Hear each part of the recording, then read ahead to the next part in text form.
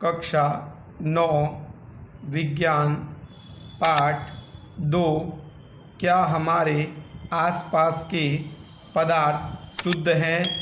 विनय sir, इस video में हम क्रोमेटोग्राफी पद्धति के बारे में अध्ययन करेंगे।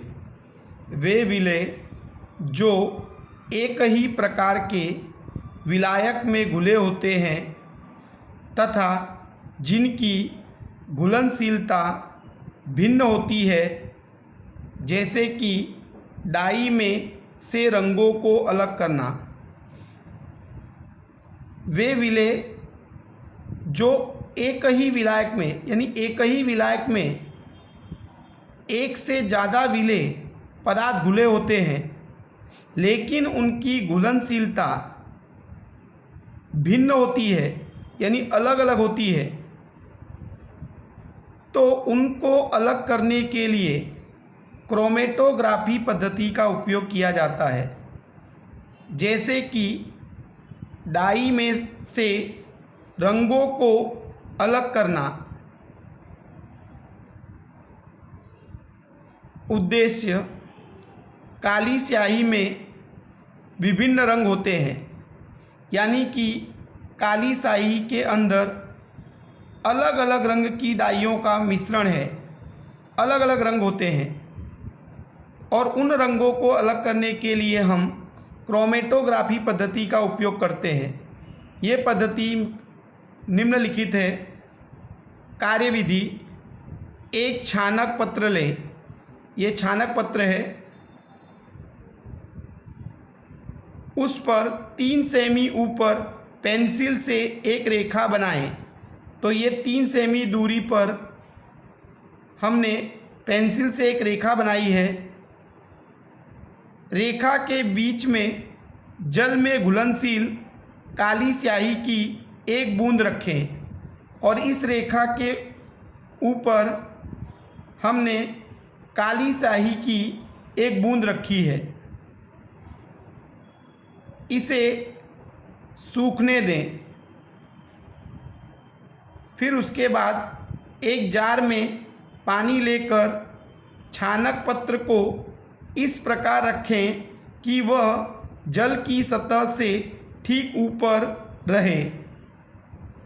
तो यहाँ पर हमने इस छानक पत्र को एक जार में पानी लिया है और उस पानी के ऊपर इस प्रकार रखते हैं कि उसकी थोड़ी सी सतह उसमें डूबी रहे और पूरा कागज डूबना चाहिए नहीं। अब इसे शांत छोड़ दें। फिर इसके बाद इसको कुछ समय के लिए शांत छोड़ दें।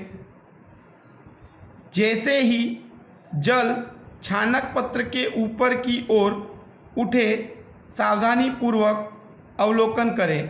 तो धीरे धीरे पानी इस छानक पत्र में ऊपर की ओर चढ़ेगा अथवा अग्रसर होगा और उसका अवलोकन करना है। अवलोकन: जैसे जैसे जल छानक पत्र में ऊपर की ओर जाता है, वैसे वैसे वह डाई के कणों को भी अपने साथ ऊपर लेकर जाता है। तो जैसे जैसे पानी ऊपर की ओर जाएगा, वैसे वैसे वो डाई के कणों को भी अपने साथ ऊपर ले जाएगा। वह डाई जो जल में अधिक घुलनशील है, पहले घुलकर ऊपर उठती है, यानी कि जिसकी घुलन शक्ति सबसे ज़्यादा है वो सबसे पहले ऊपर पहुंच जाएगी और सबसे ऊंचाई पर धब्बा बनाती है, यानी रंगों का ऐसा धब्बा बनाती है, और उससे कम घुलनशील, फिर उसके बाद जो कम घुलनशील होगी डाई, वह उससे नीचे धब्बा बनाएगी। इस प्रकार कम घुलनशील के क्रम में रंगों के धब्बे बनते जाएंगे। इस प्रकार रंगों का पृथक्करण होता है, यानी कि रंग अलग होते हैं। निष्कर्ष: काली स्याही 2 या 2 से अधिक रंगों का मिश्रण है। दूसरा पॉइंट, अलग अलग रंगों की घुलनशीलता अलग अलग होती है। तो इस प्रकार हम एक ही विलायक में एक से ज़्यादा विलेय पदार्थ घुले हों लेकिन उनकी घुलनशीलता अलग अलग हो तो हम उसको क्रोमेटोग्राफी पद्धति द्वारा अलग कर सकते हैं, यानी कि रंगों द्वारा अलग किया जा सकता है। Thank you.